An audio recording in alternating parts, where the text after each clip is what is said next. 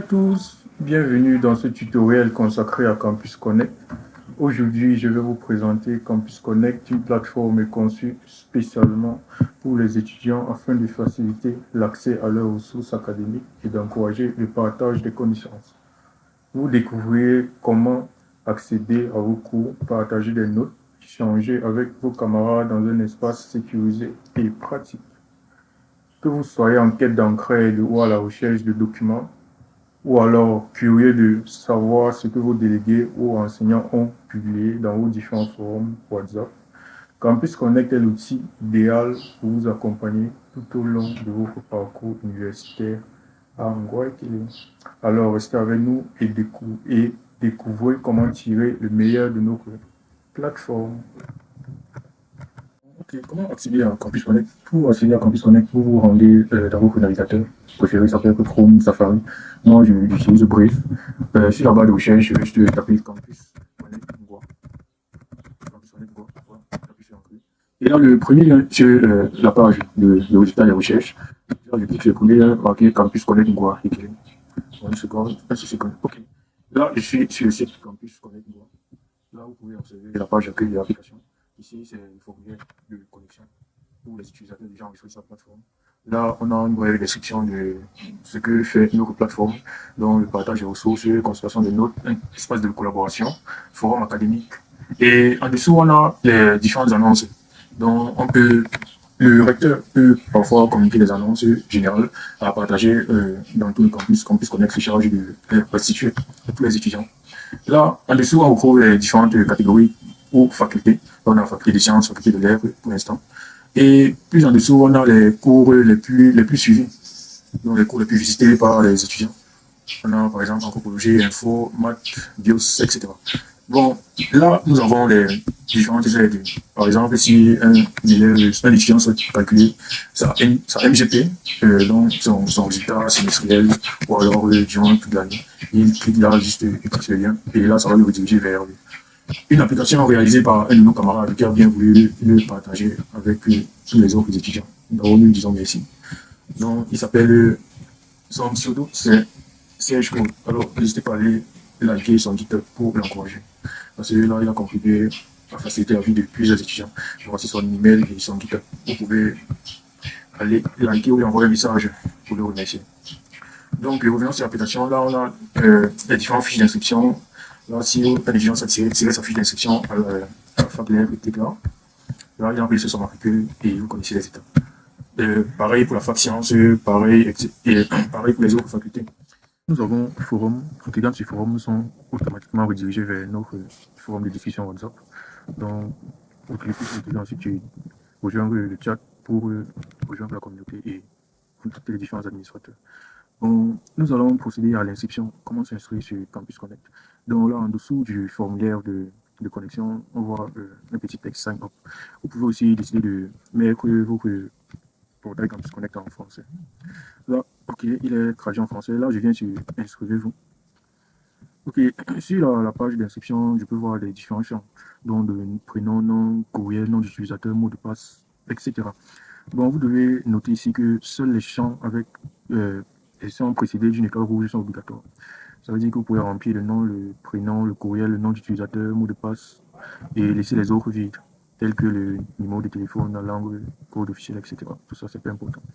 Donc, je vais remplir un prénom, je m'appelle Paul. Comme nom, je peux dire courriel. Bon, là, vous n'êtes pas obligé de mettre vos véritables adresses email dans l'application si vous avez des doutes concernant notre sécurité. Mais je vous garantis que toutes les données de notre application sont hyper protégées. Mais je ne vais pas entrer en détail sur les méthodes de protection de sécurité. Mais je peux juste vous rassurer que tout a été bien pensé, bien organisé et bien traité, de telle sorte que personne ne puisse violer vos données personnelles.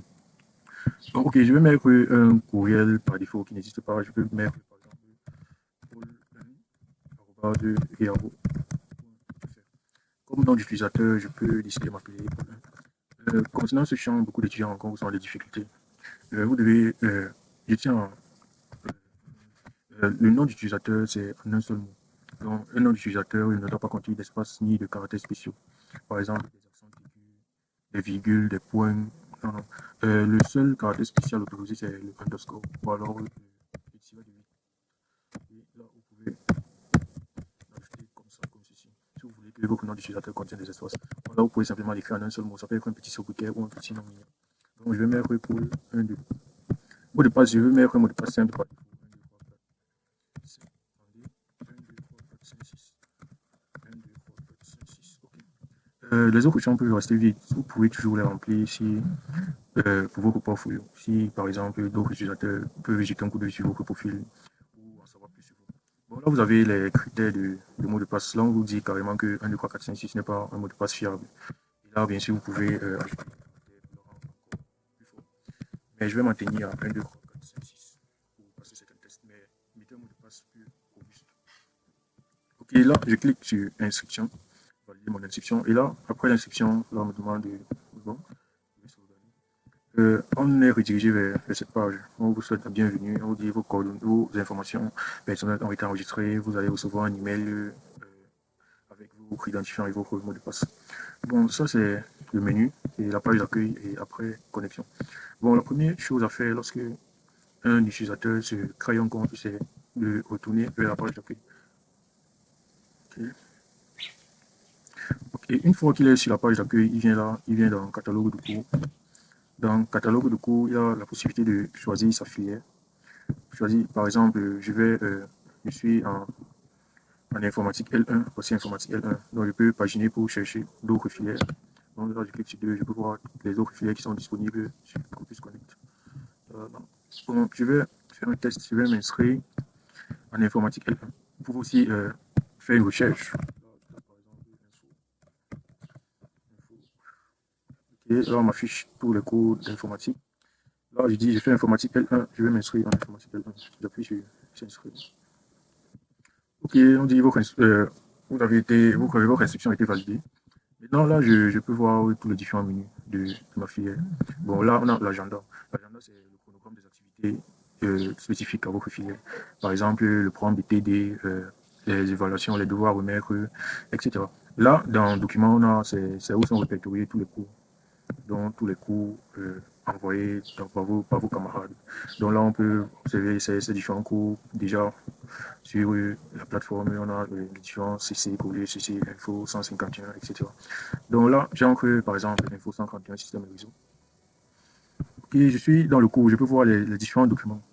Je peux bien sûr décider de soit les télécharger. Si je souhaite télécharger un cours, là, je clique ici sur, cette icône en forme de disquette enregistrée. Là, on dit télécharger.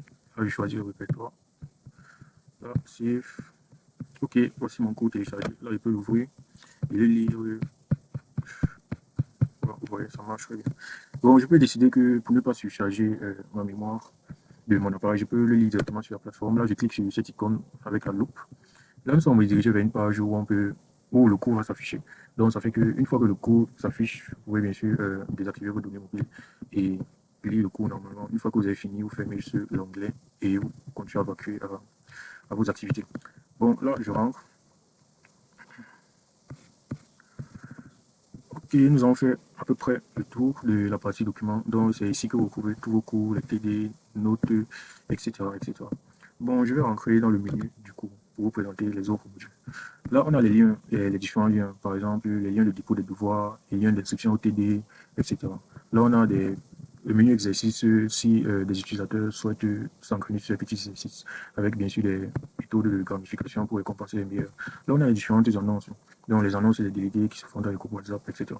On a un forum de discussion si vous souhaitez discuter entre vous dans votre filière. Donc, créer un petit coin privé. Donc, vous venez là. Bon, il faut au préalable que l'administrateur crée un forum de discussion dans votre filière. Ça peut être la correction d'un TD ou d'un CC. Comme ça, ensemble, on organise un espace de travail et on crée des exercices.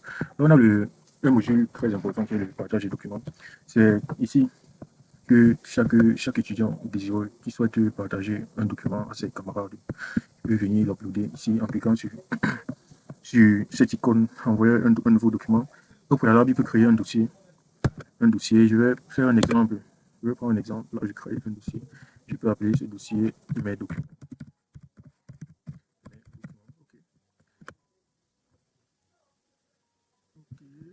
c'est bon, le dossier a été créé avec succès. Là, j'entre dans le dossier et j'ai la possibilité d'uploader, d'envoyer les documents et d'en recevoir. Dans ce document. Donc, pour envoyer un document, je clique sur cette icône-là, ici. Là, un menu va s'afficher, bien sûr. Un menu va s'afficher, on va me demander de sélectionner un destinateur, etc. Là, on a les différents utilisateurs qui sont ici au cours. Ce qui fait que lorsque vous avez un étudiant à partager, vous pouvez facilement venir ici et le partager à n'importe quel étudiant. Et l'étudiant peut stocker ce document, ce qu'on puisse connaître, de manière à ce qu'il puisse l'utiliser quand il veut et bien sûr le stocker directement sur la plateforme. Mais je vais se mettre simplement télécharger, donc je veux que ça reste sur la plateforme pour que l'administrateur vienne bien sûr consulter le mettre à la disposition de tous les étudiants. Bon, une fois je vais uploader une image, un fichier PDF, celui que je viens de télécharger, je viens là et je glisse. Une seconde, ça charge dans les serveurs. Ok. Là, ça a été uploadé avec succès dans le serveur. Mais il peut y avoir que, dû à des interférences du réseau, l'envoi du fichier au serveur échoue, mais n'hésitez pas à recommencer et ça va marcher la prochaine fois. Ou bien alors, vous pouvez essayer un autre menu qui est importer un fichier depuis un formulaire. Une fois que vous avez envoyé le fichier au serveur, vous rentrez, vous appuyez sur partager document. Vous rentrez juste sur votre menu. Votre fichier a été envoyé et le voici. Voici le fichier que vous venez de partager. Là, l'administrateur pourra le rendre accessible à tous les étudiants. Donc, je vous prie, chers étudiants, de partager uniquement des fichiers qui pourront aider les autres étudiants. Parce que si un administrateur trouve un fichier néfaste à l'environnement, il sera supprimé et vous avec. Donc là, vous pouvez ainsi déplacer le fichier, par exemple, dans votre dossier Mes documents en cliquant sur cette flèche-là. Ouais, vous choisissez Mes documents et vous déplacez le fichier. Ok. Ok, votre fichier a été déplacé vers Mes documents. Lorsque vous cliquez sur Mes documents, là, vous avez votre fichier. Ce qui fait que vous pouvez, par exemple, spécifier le nom de lieu comme un dossier et partager les documents dans ces dossiers. Donc, les amis, nous vous encourageons vraiment à utiliser cette fonctionnalité dans Campus Connect pour améliorer la communauté et favoriser l'échange et le partage. Aidons-nous, aidons les autres. Donc là, ensuite, on a le menu utilisateur qui glisse tous les utilisateurs de la plateforme. On a les groupes au cas où un délégué peut décider de former plusieurs groupes de TD. Là, vous pouvez directement vous retrouver dans un groupe de TD dans l'application et travailler dans l'application. Là, vous avez le chat pour communiquer en temps réel. Ça peut être comme vous faites une discussion WhatsApp et tout. Mais sauf que là, tout sera bien organisé et classé. Là, vous avez les travaux. Si le délégué souhaite prendre les travaux des enseignants, vous pouvez directement l'envoyer sur la plateforme. Là, il pourra venir télécharger tous vos travaux, car tous les travaux sont compressés automatiquement et il pourra juste prendre le fichier zip et les envoyer au professeur. Très facile. Là, vous avez le wiki, c'est un petit dictionnaire. Ok, nous avons fait le tour de tous les modules de l'application. Je vais retourner sur la page d'accueil. Donc, pour retourner sur la page d'accueil, je viens sur la page d'accueil. Là, nous sommes de retour sur la page d'accueil. Sachez que lorsque vous enregistrez dans l'application une photo profil, vous est attribuée directement. Ce qui est assez bizarre, c'est que ça peut marier avec votre personnalité ou pas. Parce que, effectivement, moi, j'ai pas des lunettes et ça m'a créé un personnage avec des lunettes. Donc, si vous êtes une fille, ça va créer une image. Bon, bref, ce sont des détails pas très importants. Bon, là, vous avez les différentes annonces, donc je vous invite à venir parcourir régulièrement vos pages d'accueil pour rester informé des annonces. Donc, les annonces, c'est sur la page d'accueil, donc restez connecté constamment. Bon, je vais présenter un onglet spécial qui est l'agenda perso. Dans agenda perso, on a le programme des activités, on peut dire les activités de l'année et de vos activités perso. Donc là, on a comme activité en cours, on a le DevFest, donc c'est un atelier web de développement, c'est organisé au campus. Donc là, il y aura des compétitions, challenges, je vous invite à y participer. Donc ça s'achève le 2, donc vous pouvez encore vous inscrire.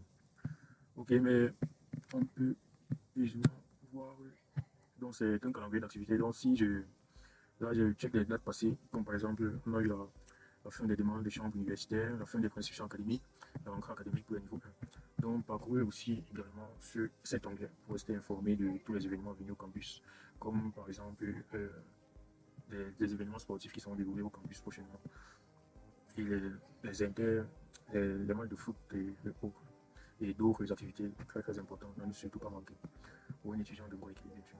Donc on a ensuite l'onglet réseau social. L'onglet réseau social, c'est on peut dire l'onglet phare de l'application, car oui, c'est ici aussi que vous avez l'occasion d'échanger avec vos différents camarades, donc créer des liens d'amitié et tout. Et notez que l'administrateur général de la plateforme peut aussi partager des annonces importantes dessus, et que ce soit lié à l'application ou alors sur le campus universitaire directement. Donc vous pouvez retrouver certaines annonces sur le réseau social et d'autres annonces aussi sur la page d'accueil. Donc tout ça, vous devez rester constamment sur la plateforme pour ne rien manquer. Ok, je vais visiter un peu le réseau social, ça c'est ce que l'administrateur Fader Paul à partager, dire nouveaux cours et ajouter dans anthropologie L2, informatique L2, les consulter. Et je vous prie, chers étudiants, de ne pas faire comme notre camarade, ne répondez surtout pas aux annonces de l'administrateur que l'administrateur a posté. Si vous avez des préoccupations ou des questions, référez-vous dans notre forum de discussion WhatsApp. C'est ici que toutes les questions sont posées. Donc, les annonces générales sont en vue unique. Là, il a partagé les cours qu'il a ajoutés et plusieurs autres annonces viendront avec le temps. Donc là, on a sa liste d'amis. On peut aisément créer sa carte de visite directement dans l'application, une carte de visite numérique qu'on peut partager à tous ses clients si vous avez une activité. Bon là, on a les différents menus de l'application Campus, de l'onglet réseau social. On a par exemple le portfolio, les messages, les invitations, comment les autres font un profil dans un profil partagé, les amis, des groupes sociaux, rechercher un étudiant et données personnelles. Dans cet onglet, ça vous explique comment vos données sont sécurisées et qu'est-ce que nous prenons de vous réellement dans les moindres détails. Bon, je ne vais pas présenter tous les onglets, je vais vous laisser le plaisir de venir visiter ce que je ne vais pas présenter. Bon, je vais présenter par exemple l'onglet message. L'onglet message, si je souhaite par exemple envoyer un message à que ce soit un étudiant ou à l'administrateur. Et sachez que pour envoyer un message, je dois au moins se connaître le pseudo si je ne suis pas ami avec la personne. Donc je dois au moins se connaître son pseudo. Là, je viens d'en composer message en cliquant sur l'enveloppe avec le crayon. Je clique sur. Je vais envoyer un message à un utilisateur de, de la plateforme. Bon, pour envoyer un message, comme je l'ai rappelé, il faut connaître au moins son pseudo.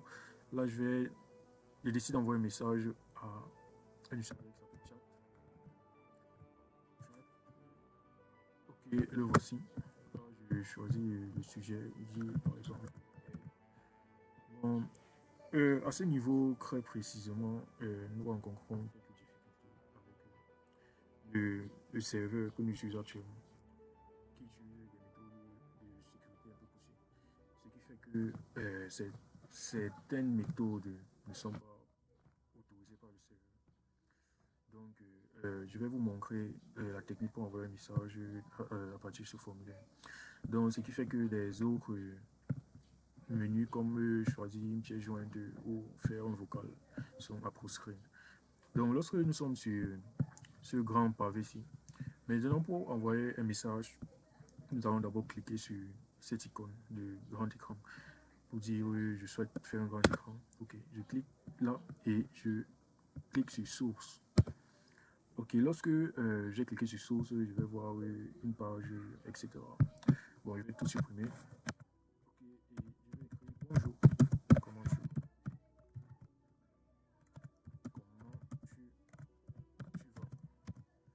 Ok, une fois que mon message a été saisi, là, je quitte le grand écran.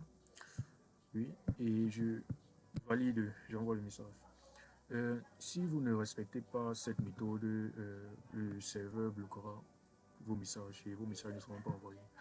Donc, j'ai utilisé la méthode dont je vous ai utilisé cette méthode. Donc, toute autre méthode sera refusée par le serveur. Ok, là, mon message a été envoyé à l'utilisateur ChatGPT. Bon, ensuite, je peux venir dans le menu invitation.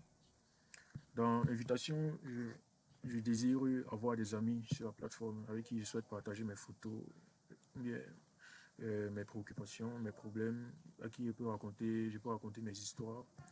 Là, je peux dire que je cherche à avoir un ami. Bon, que je saisis son pseudo, je peux dire, s'appelle Chat, je vais utiliser Chat, et puis sur rechercher. Et on va m'afficher tous les utilisateurs avec le mot chat dans leur pseudo. Bon, le voici.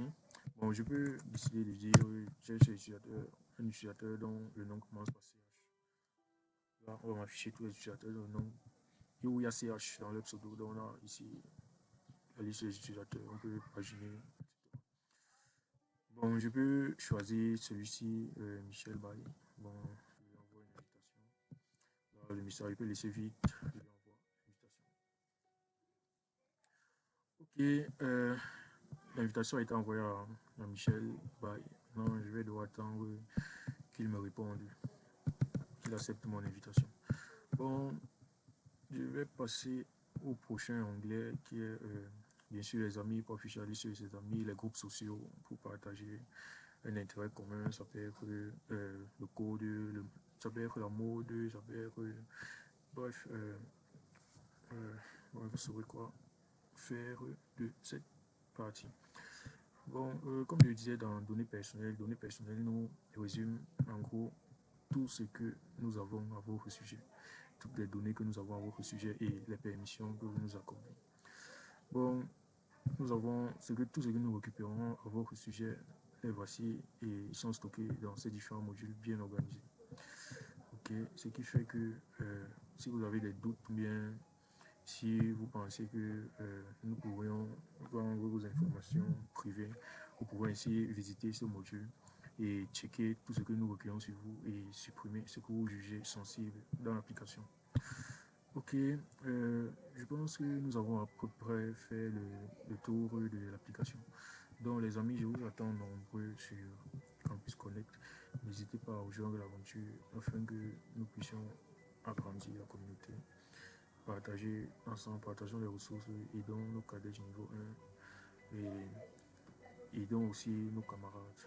Parce que l'information n'est pas facile au campus, alors nous avons essayé de créer cette plateforme pour la rendre plus accessible de tous.